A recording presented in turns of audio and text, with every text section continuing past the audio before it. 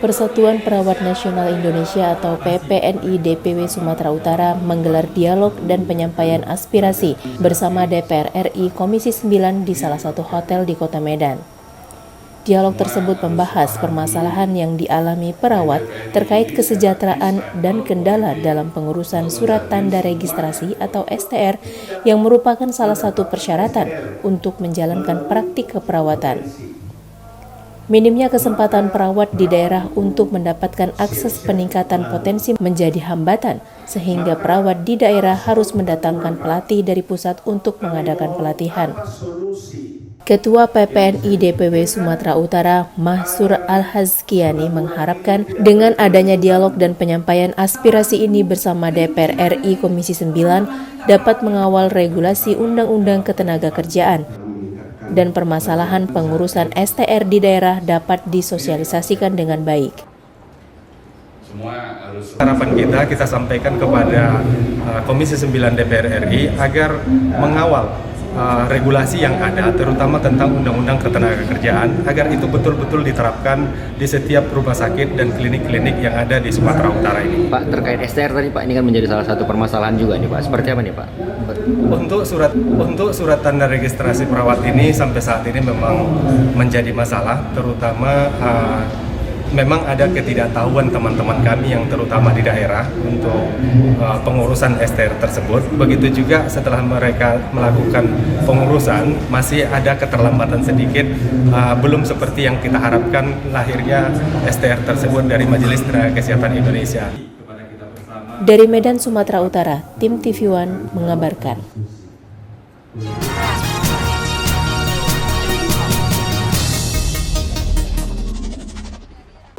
Persatuan Perawat Nasional Indonesia atau PPNI DPW Sumatera Utara menggelar seminar perawat dengan tema optimalisasi pelayanan keperawatan era revolusi industri yang berlangsung di Aula Poltekkes Medan. Kegiatan seminar ini masih berkaitan dengan acara dialog dan penyampaian aspirasi yang sebelumnya telah berlangsung di Kota Medan. Diikuti ratusan perawat se-Sumatera Utara, seminar ini tidak hanya mengajak para perawat untuk dapat meningkatkan kualitas pelayanan kesehatan di rumah sakit, namun juga memperjuangkan upah perawat yang dinilai masih rendah. Ini ternyata masalah itu. Saya juga nanti mau ketemu Pak Bas kami kan untuk bicara tentang itu. Lewat DPRD juga bisa dipanggil persinya, persatuan rumah sakit, dipanggil arsadanya, bisa juga kayak RDP. Nah, karena maupun Menkes kita akan angkat juga ini. Kan temuan ini sebagai temuan ketika kita reses, ternyata ini hal yang bagus untuk diangkat. Komisi 9 akan melahirkan undang-undang ya, bisa saja upah para perawat. Iya. Sesuai dengan mereka. Bukan hanya perawat, tapi tenaga profesi lah. Kan bisa nanti Toto Bidan juga usul sekalian aja kan itu. Ketua DPW PPNI Sumatera Utara, Mahsur Al-Hazkiani mengatakan, PPNI sudah membuat regulasi berdasarkan Undang-Undang Ketenagakerjaan sebagai pedoman pendidikan keperawatan berkelanjutan. Tentunya dari turunan Undang-Undang Keperawatan itu, PPNI sudah membuat regulasi, ada pedoman pendidikan keperawatan berkelanjutan. Kami harus secara terus-menerus mengembangkan keilmuan kami, begitu juga kompetensi kami, agar bisa menjalankan pelayanan asuhan keperawatan itu semakin baik, sesuai dengan perkembangan ilmu dan teknologi yang saat ini. Dari Medan, Sumatera Utara, tim TV One mengabarkan.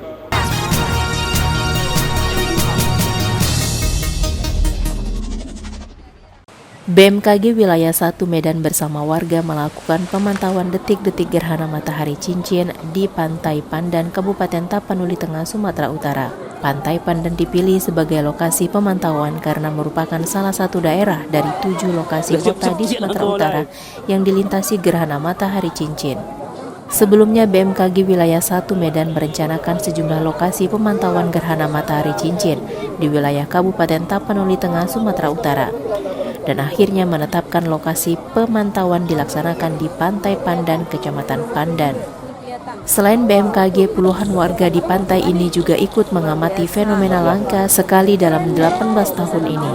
Kepala Bidang Data dan Informasi BMKG Wilayah 1 Medan, Erida Wati mengatakan, pada pukul 10:13 waktu Indonesia Barat telah terjadi kontak pertama.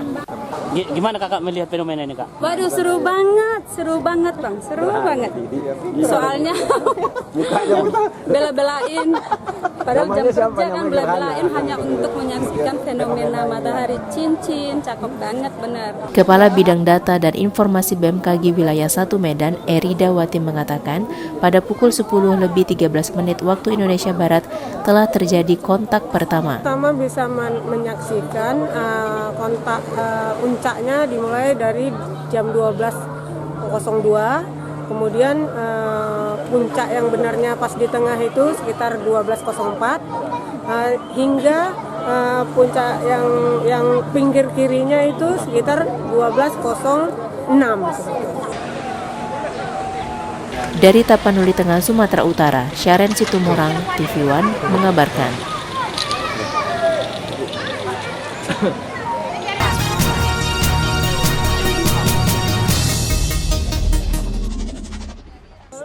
Bupati Simalungun JR Saragi meresmikan pemberian bantuan rumah layak huni kepada keluarga pasangan suami istri Suhartono dan Megawati, orang tua dari anak penderita stunting. Peresmian rumah layak huni ditandai dengan pengguntingan pita yang dilakukan oleh kedua pasutri ini disaksikan langsung oleh Bupati, Kepala Dinas Kesehatan, sejumlah warga dan pejabat di lingkungan Pemkab Simalungun. Bantuan diberikan melalui program Dinas Kesehatan Kabupaten Simalungun setelah Bupati berkunjung ke rumah pasutri ini pada 17 Oktober 2019 lalu.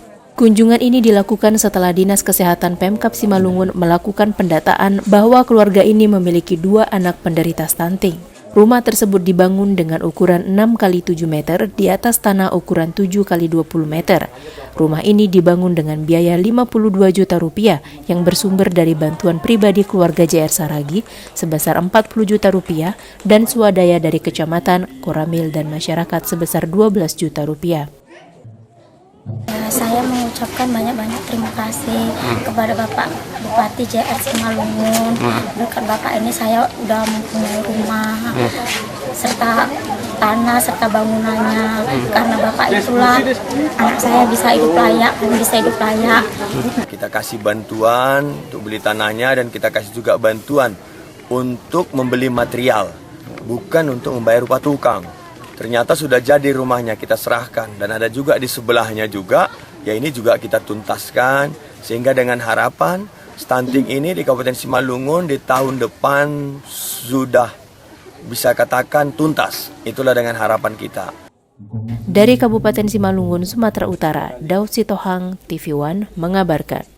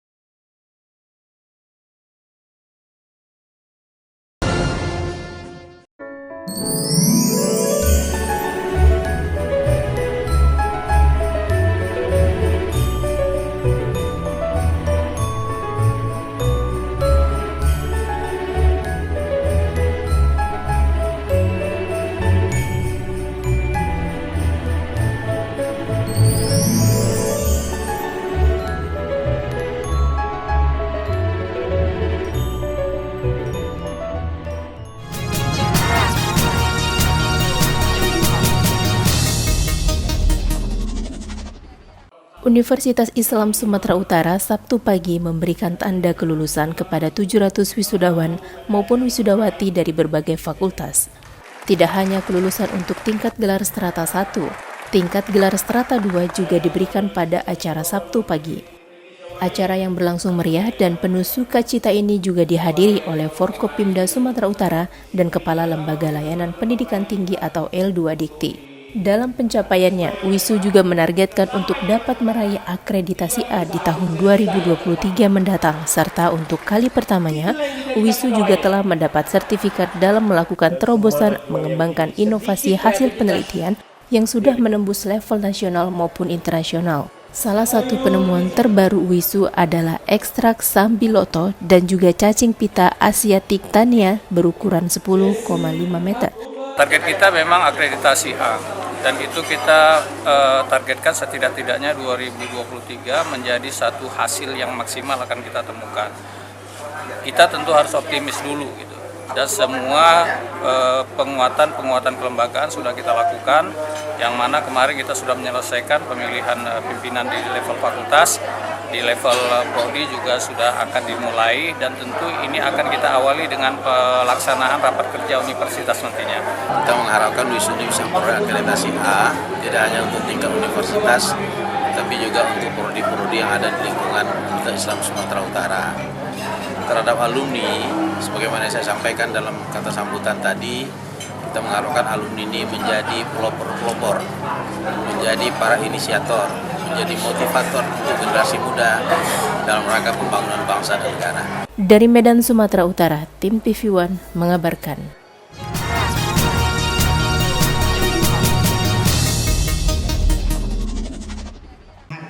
Universitas Muhammadiyah Tapanuli Selatan atau UMTS Padang Sidempuan Sumatera Utara jalin kerjasama dengan University of York England Inggris di bidang penguatan penelitian dan publikasi. Kerjasama ini dimulai dengan menghadirkan dosen dari University of York England, Miss Pelin Derinau, PhD, untuk memberikan mata kuliah selama 14 hari di kampus UMTS. Selain itu, pihak UMTS juga melibatkan sebanyak 8 sekolah SMA dan guru bahasa Inggris untuk mengikuti studi bersama dosen Miss Pelin. Rencananya, dosen University of York England ini akan mengajar mahasiswa selama 14 hari dari 21 Desember hingga 4 Januari 2020 nanti. Wakil Wali Kota Padang Sidempuan Arwin Siregar mengaku pemerintah Kota Padang Sidempuan sangat mendukung program kerjasama UMTS dengan negara ASEAN. Menurut Rektor UMTS Muksana Pasaribu, dari 58 perguruan tinggi, UMTS merupakan salah satu universitas yang ikut kerjasama dengan negara ASEAN.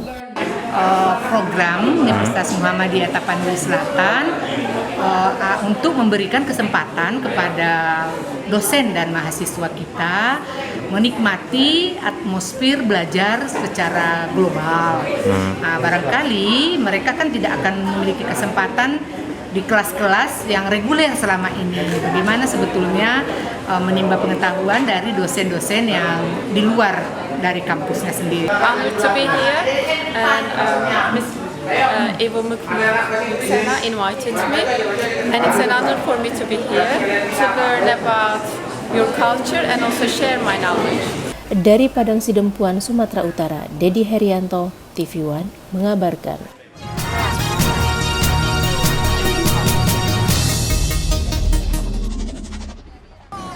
Sebanyak 40 rumah yang terdiri dari 35 kepala keluarga di Kelurahan Bagandeli, Medan Belawan, Sumatera Utara terancam tidak dapat merayakan Natal dengan sukacita. Selasa lalu, rumah warga digusur untuk pelebaran jalan. Seorang warga histeris dan memohon untuk diberikan peringatan ditunda penggusurannya. Erina Simanjunta, warga lingkungan 14 Kelurahan Bagandeli, Kecamatan Medan Belawan, Kota Medan, Sumatera Utara, memohon kepada salah satu perusahaan BUMN yang bergerak di bidang jasa kepelabuhan di Medan atau PT Pelindo 1 untuk diberikan keringanan agar rumahnya dan warga lain tidak digusur. Erina dan puluhan warga lainnya menyesalkan penggusuran yang dilakukan mendekati perayaan Natal dan Tahun Baru yang akan dirayakan mayoritas warga sekitar. Penggusuran 40 rumah warga yang terdiri dari 35 kepala keluarga sebelumnya telah diberikan surat peringatan dan sejumlah uang sebesar 5 juta hingga 7.500.000 rupiah. Namun masyarakat sekitar terkejut karena penggusuran dilakukan mendadak di saat warga akan merayakan Natal. Dari apa Pak? Dari teroris. Kami bermohon Pak, sampai tanggal 27 dilewatkan dulu. Natal ini Pak. Tapi tidak nerima orang itu Pak. Saya bukan membantah, aku sudah minta uang penggusuran saya Pak. Tapi bermohon lagi. Natal bilang keluarga kami. Kalau masalah tahun baru semuanya kita buat tahun baru semua. Itu aja. Sampai kuping salah aku semalam Pak, karena udah mau di dalam rumah. Minta tolong aku. Lewatlah dari aku. Biar sama badan sama lakiku baru meninggal lagi. Aku bilang semalam. Dari Belawan, Sumatera Utara, Martinus Sitorus, TV One mengabarkan.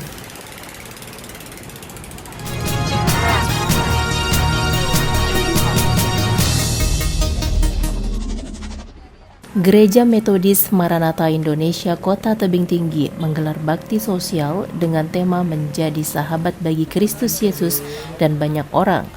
Bakti sosial dengan berbagi kasih Natal berbentuk sembako serta peralatan rumah tangga. Berkah Natal dirasakan oleh sejumlah warga kurang mampu melalui bakti sosial yang digelar Gereja Metodis Maranatha Indonesia Kota Tebing Tinggi. Mereka menerima bantuan berupa sembako jenis beras, susu, minyak goreng, dan mie instan. Warga penerima bantuan berharap agar kegiatan sosial ini digelar secara periodik. Warga juga menuturkan rasa terima kasihnya dan berdoa agar Tuhan memberikan kesehatan bagi segenap pengurus GMI Kota Tebing Tinggi. Menurut Pendeta GMI Maranatha Kota Tebing Tinggi yang juga Dewan Penasehat Kegiatan Penyelenggara Bakti Sosial, kegiatan yang mereka lakukan bertujuan untuk berbagi kasih terhadap sesama manusia. Ia pun berharap agar nantinya kegiatan akan dilaksanakan terus-menerus dalam nuansa indahnya menjadi sahabat dan berbagi kasih dengan sesama umat manusia. Tema bakti sosial kita ini sesuai dengan tema PGI adalah menjadi sahabat. Jadi dengan berbagi kita akan menjadi sahabat. Karena sesuai dengan firman Tuhan, ketika kita melakukan apa yang diperintahkan oleh Tuhan, maka kita akan menjadi sahabat Kristus. Sehingga saat ini kita melakukan bakti sosial, jadi seperti menggenapi apa yang difirmankan oleh Tuhan. Ketika aku lapar, ada yang memberikan makan. Ketika haus, ada yang memberikan minum. Ketika kita orang asing, maka ada yang memberikan tumpangan. Dari Tebing Tinggi, Sumatera Utara, tim TV One mengabarkan.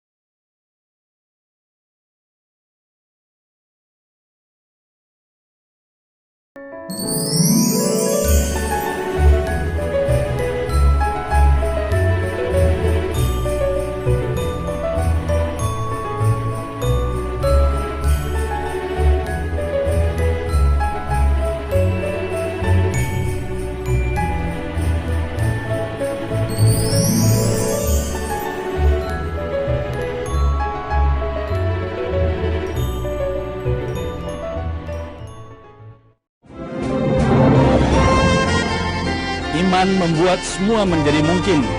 Harapan yang membuatnya bekerja dan kasih menjadikan indah. Semoga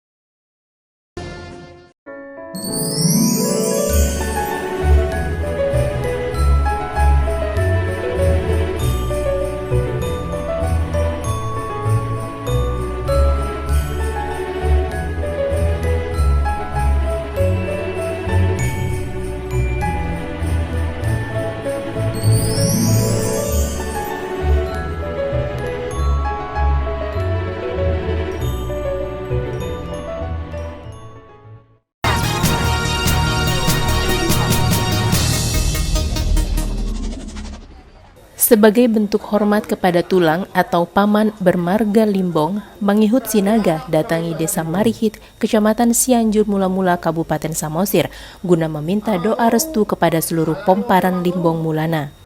Restu diminta untuk maju dalam Pilkada Samosir tahun 2020 seusai mendaftarkan diri ke Partai DPC PKB pukul 10 WIB bersama tim pemenangannya dan istrinya Linda Napitupulu.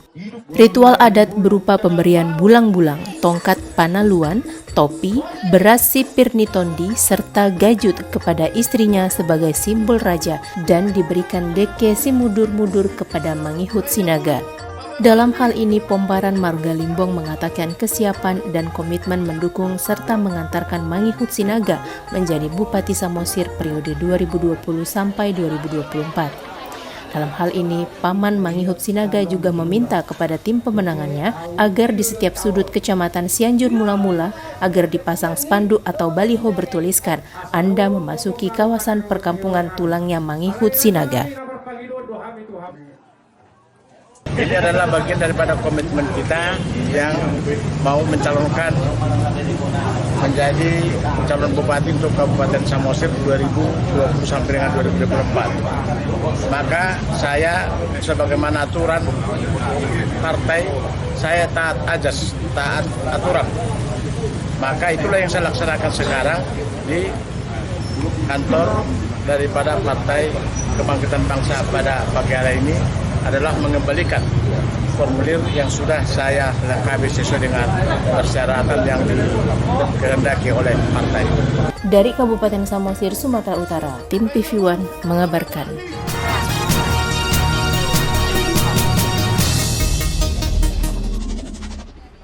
Kedua anggota dewan dari fraksi Gerindra dan Golkar ini terlihat adu argumen saat masing-masing pihak tidak menyetujui sidang paripurna pembahasan pembentukan alat kelengkapan dewan tetap dilanjutkan pada sidang paripurna yang berlangsung Senin lalu. Sebagian fraksi partai merasa sidang ini harus dilanjutkan, sementara sebagian fraksi partai lain juga meminta sidang AKD ini tidak perlu dilanjutkan karena dirasa cacat hukum.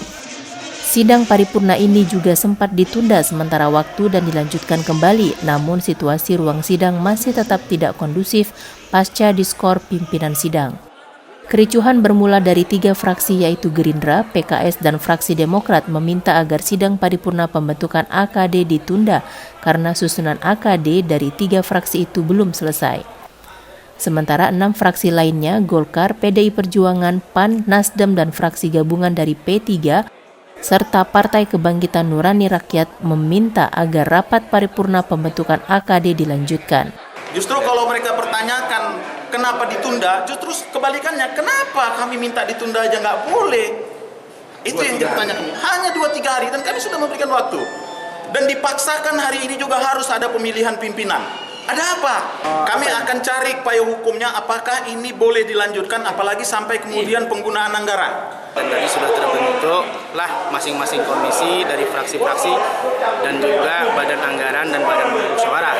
Sebenarnya tidak ada yang dipaksakan, karena sebelum ini kita sudah ada rapat pimpinan dan fraksi-fraksi. Nah, rapat pimpinan dan fraksi-fraksi itu menyepakati hari ini untuk pembahasan paripurna alat kelengkapan dewan. Dari Deli Serdang, Sumatera Utara, Ahmad Syukri, TV1 mengabarkan.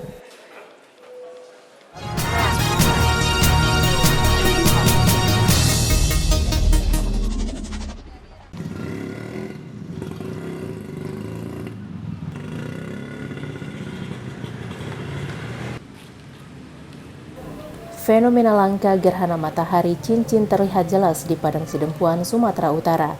Meski tertutup awan tebal, namun warga dapat melihat gerhana matahari cincin dengan kacamata hitam atau kamera. Ribuan umat Islam warga kota Padang Sidempuan siang tadi melakukan sholat gerhana di Masjid Al-Abror. Ribuan warga kota Padang Sidempuan, Sumatera Utara siang tadi sekitar pukul 11.15 WIB melakukan sholat gerhana di Masjid Raya Al-Abror. Fenomena langka gerhana matahari cincin terlihat jelas di Padang Sidempuan meski tertutup awan tebal, namun warga dapat melihat gerhana matahari cincin dengan kacamata hitam atau kamera.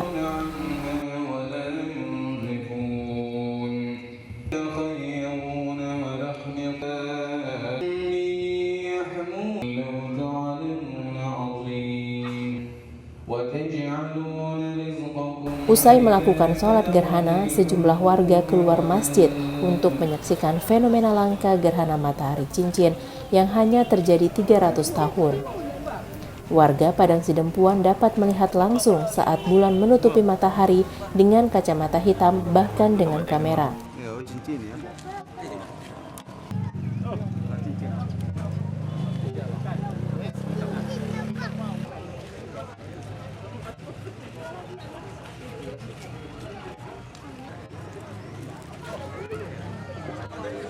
Dari Padang Sidempuan, Sumatera Utara, Dedi Herianto, TV One, mengabarkan.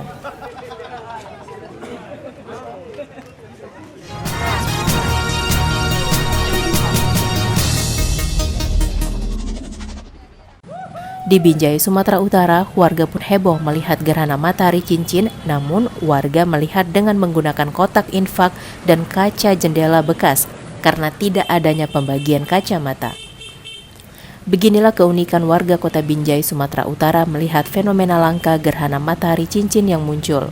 Karena sangat berbahaya melihat gerhana matahari langsung dengan mata telanjang, warga terpaksa harus menggunakan alat bantu untuk melihatnya karena tidak mempunyai teleskop. Untuk melihat gerhana matahari, warga terpaksa menggunakan kotak infak yang terbuat dari kaca berwarna hitam. Selain menggunakan kotak infak, warga juga menggunakan kaca jendela hitam agar terlihat jelas gerhana yang terjadi. Tidak hanya itu, ada juga warga yang menggunakan kacamata hitam tapi tidak menggunakan satu kacamata namun dua kacamata hitam sekaligus. Lagi lihat gerhana matahari bang, dengan alat bantu kotak infak yang sederhana, jelas sekali. Nampak memang bang? Jelas sekali bang, nampak bulan sabit, seperti bulan sabit dia bang, cerah dia bang. Kuasa Allah tadi bang. Sementara itu Basri mengatakan untuk melihat gerhana matahari dengan jelas harus menggunakan kacamata hitam. Dirinya sangat antusias melihatnya karena ini merupakan fenomena langka dan merupakan kebesaran ilahi. Pak, melihat gerhana matahari sebagian itu kita lihat dengan kacamata hitam gini, ya kelihatan itu seperti apa, sabit ya, sabit gitu. Nah, memang jelas ya, sabit. Itulah. Jadi warga Binjai ini tadi rame-rame lah bang? Ya, antusias nonton. Itulah melihat kebesaran ilahi ya. Dari Binjai, Sumatera Utara, Taufik Hidayat, TV One mengabarkan.